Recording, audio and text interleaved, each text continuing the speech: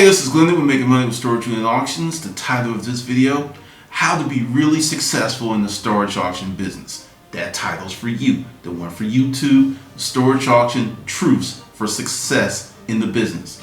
I got a letter today, or an email, I should say an email, because I spent freaking all day answering emails from 8 o'clock until right about now, and my mind's just like bam. But there were some great emails, thanks for everyone that emailed me, and I decided to answer one of the questions in the form of video. And they went like this. Hey Glendon, why were you so successful in the storage auction business when myself and others that I know are moderately successful? Sometimes we get a good unit, but for most of the time it's just average and we're just making do. Why were you so successful when myself and others were moderately successful? And I'm talking about people who've been in the business 10, 20, 30 years. And real nice guy, and I was like, you know what, I'm going to answer it because it's a damn good question.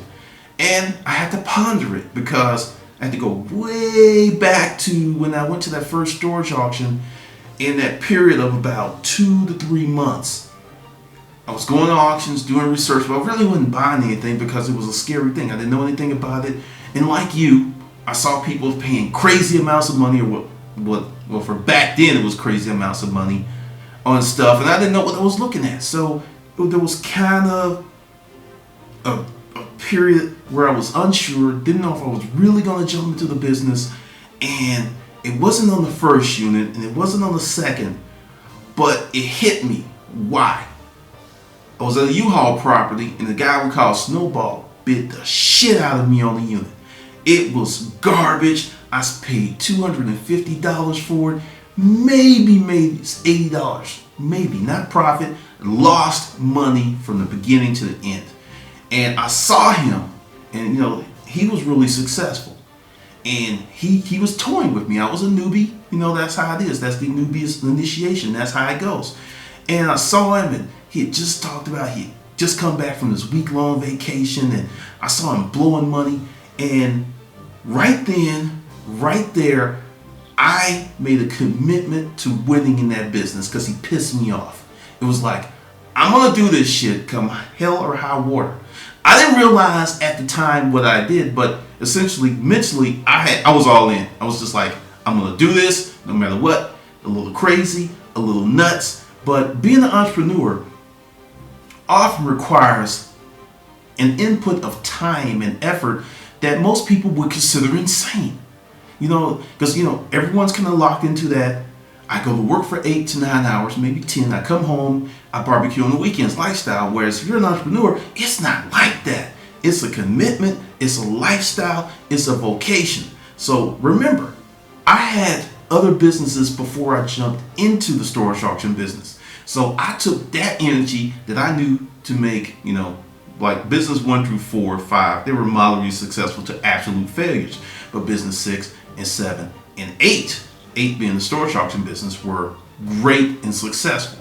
So I took that energy, and you have to make a commitment to winning. Many people will think you're nuts because, hey, people out there in the storage auction business here in Georgia told me, keep your day job.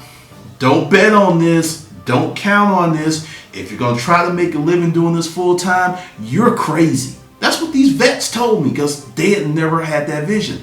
And I remember, I was in outside sales. So I spent a great deal of time listening to Earl Nightingale, Tony Robbins, Brian Tracy, all these folks that was like, you can do it, you can do it, you can do it, you can do it. And over a period of years, I think I could do it. And I was like, you know what? I can make a successful living doing this. So that's number one. That's the first step. You have to commit.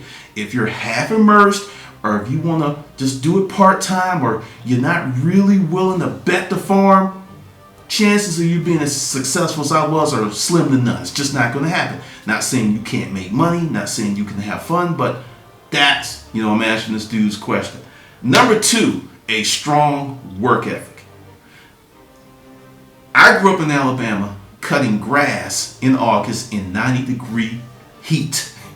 Miss Jones' grass had to be cut. You couldn't cut it in the morning because there was dew, and it would clog up the lawnmower because she had damn near 2 acres.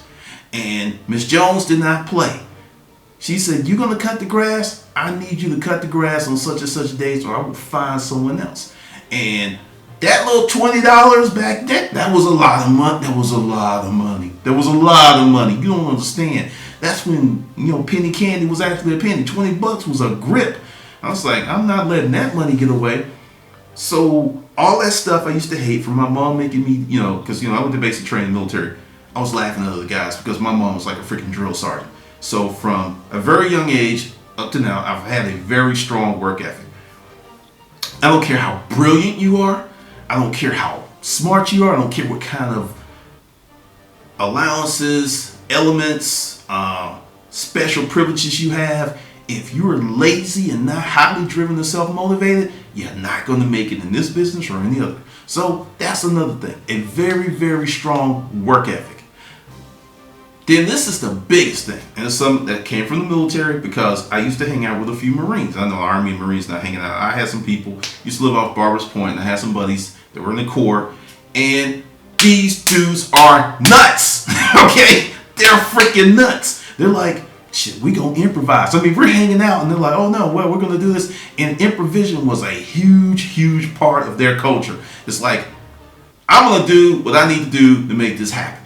So I got some of that with also growing up very poor, which I kind of look at as a privilege now. I know it's kind of sounds strange because when you don't have shit, your imagination and whatever you can find is your playground, is your world. And I had a very, very rich and fertile imagination because I know my mom didn't have money to buy all these toys and stuff. So my imagination was all good, just going and going and going. We lived on practically 2 acres ourselves. So I had a fort. I had a spaceship. I had all kinds of stuff in the front yard. So growing up, having that fertile imagination gave me great improvisation skills. Because if you're in the storage auction business, you always are improvising. You may have to improvise on how you're going to buy this unit, how you're going to stack this unit. There's so many ways that you have to improvise just like that. So you need to be able to think quickly on your feet. And this is the big thing. Strive for growth. What I see in the current marketplace and what I've seen when I was in the business was many people were happy being right here. Wherever right here is for you, they were just happy being right there. There was no effort to grow. There was no plans for expansion. That was kind of like, WAS. You know what a WAS is? A wild ass scheme. And they just kind of was complacent with where they were. Every year we were in the business, we grew significantly. And as the infrastructure grew, as the space to sell grew, as our internet marketing grew, the profits grew. Okay? So you must strive for growth. That's another key point. And this right here, this is going to be hard. Some of y'all going to be like, you're going to turn off the video, you're going to throw your beer can at the computer screen, and you're going to shoot me the bird. To me, this is probably most important. Doing what others will not do. I bought shit units from day one, and even when I was getting the fresh and so clean units, I still bought shit units. There were people in the upper echelons of the storage, and you hear Brandy and Gerard talk about, well, when we started, we had to buy these little garbage units, but now, we're better than that. A garbage unit, which was the unit in Conyers, for $1 made me $62,000. I never got away from that. Any unit has the potential to make you money. Now that's not to say I'm gonna go out there and I'm just gonna spend $3,000 on this unit because Glendon said, there could possibly be a little. No, that's stupid. You stupid. That's stupid, right? That's stupid doing that. But doing what others will not. Buying units they won't buy. Fixing stuff. Painting stuff. Going into the Hispanic community and talking to my Latino brothers and creating a sales channel. That was one of my sales channels straight into the Spanish community. Huge money came from there because I talked to my Latino brothers who were loaders, and just doing what others will not. It's just sometimes taking an extra step or two. That's it, because most people want their money like this. Okay, no fanfare, no struggle, quick, easy, no fuss, no muss. It has been my experience, life's not like that. So if you gear yourself to know that life's going to be hard, it's going to be challenging, it's going to be difficult, and you're predicated on handling life and being successful in life with in that type of environment, you're going to be good to go. So that's why I think I was more successful than the average storage auction buyer, and also having the business background, having the business beforehand. And this isn't to say that you can't be as successful, but the thing is, you got to have the keys to growth. You got to have the keys to success. It's just not going to happen with you sitting there wishing and a wanting and a hoping. It's going to take action. And also, it's going to take time. That's another problem in our microwave culture. People like, I want it now. What's that? The JG Wentworth commercial. It's my money and I want it now. That crap. And that's the reality. And that commitment. Because when you join the military, when you're at the MEP station, you have to say an oath. And I'm going to tell you a little story about that. I said the oath, and it's just like, hey, I'm gonna get my GI Bill, I'm gonna go to school. And I really didn't think I didn't really think about what I was saying. And when you go to basic training, you go through all this hell, and the drills are just like beating you up. And many years later, I was at Fort McPherson, and we get this call. It's like, we're gonna bomb Iraq. We're going to war. And I'm just like, whoa. I didn't sign up for that. What the hell? And everybody was just like, what the hell? And then the scuds and all this crap. And I noticed something. Not one person that I knew or was associated with ran or thought about leaving or tried to get out. None of that happened. Everyone went back like, when we joined, we raised our hand and we said that oath. It was just like, bam, here it was many years later, and went straight back to that oath because that oath was a commitment. I saw reservists who were losing money, doctors, professionals who raised their hand, committed to the military, said that oath, and when they had to leave their family, their kids, their businesses, to go over there in that unknown territory, they did it because they made a commitment. So if you're a person that has a hard time making a commitment, watch the shows on television. Don't come out here, because you will not be successful.